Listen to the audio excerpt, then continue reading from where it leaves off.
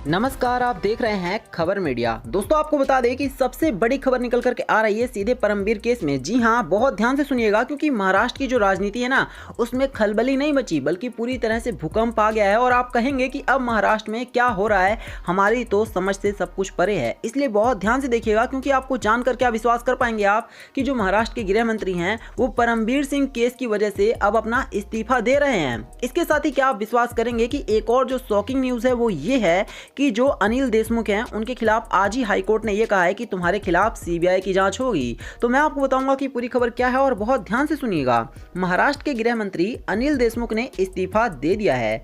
देशमुख मुख्यमंत्री उद्धव ठाकरे को अपना इस्तीफा सौंपने गए हैं। अनिल देशमुख राष्ट्रवादी कांग्रेस पार्टी के कोटे से गृह मंत्री थे।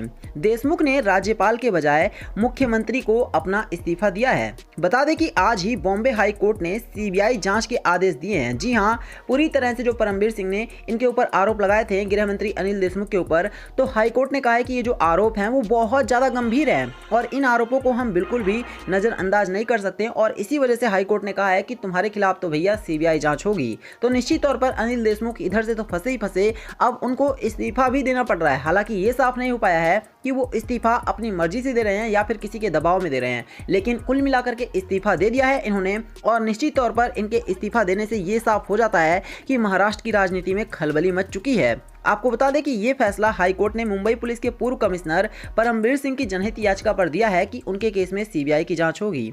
परमबीर सिंह ने अनिल देशमुख पर वसूली के लिए टारगेट देने का आरोप लगाया था और इसी संबंध में सीबीआई जांच की मांग की गई थी। परमबीर सिंह के आरोपों के बाद से ही अनिल देशमुख के इस्तीफे की मांग उठ रही थी। अब हाईकोर्ट के फैसले के बाद उन्होंने सीधे सीधे अपना इस्तीफा सौंप दिया है। एंटीलिया केस और सचिन वाजे मामले में सरकार की अपेक्षा के अनुरूप नहीं निपटने के बाद परमबीर सिंह को 17 मार्च मुंबई पुलिस कमिश्नर पद से हटा दिया गया था। पद से हटाए जाने के बाद परमबीर सिंह ने 20 मार्च को राज्यपाल भगत सिंह कोश्यारी और मुख्यमंत्री उद्धव ठाकरे को चिट्ठी लिखी थी। इस चिट्ठी में उन्होंने कहा था कि महाराष्ट्र के गृह मंत्री अनिल देशमुख ने पुलिस अधिकारी सचिन वाजे को बार और रेस्टोरेंट से 100 करोड़ रुपए की वसूली करने के लिए, यानी कि 100 करोड़ रुपए का धन जुटाने के लिए, वो भी रेस्टोरेंट और बार से कहा था। ये कहीं ना कहीं अपने आप में एक बहुत बड़ा मामला है। आप कौन होते हो इस तरह से ऑर्डर देने वाले? लेकिन उन्होंने ये ऑर्डर दिया था, ऐसा परमबीर सिंह की चिट्ठी से खुलासा हुआ था। उद्योगपति मुकेश अंबानी के आवास एंटीलिया के पास 25 फरवरी को एक संदिग्ध कार मिली थी और इस कार ने महाराष्ट्र की राजनीति में खलबली मचा दी और महाराष्ट्र की राजनीति में भूकंप। इसमें जिलेटिन की 20 छड़ें बरामद हुई थीं।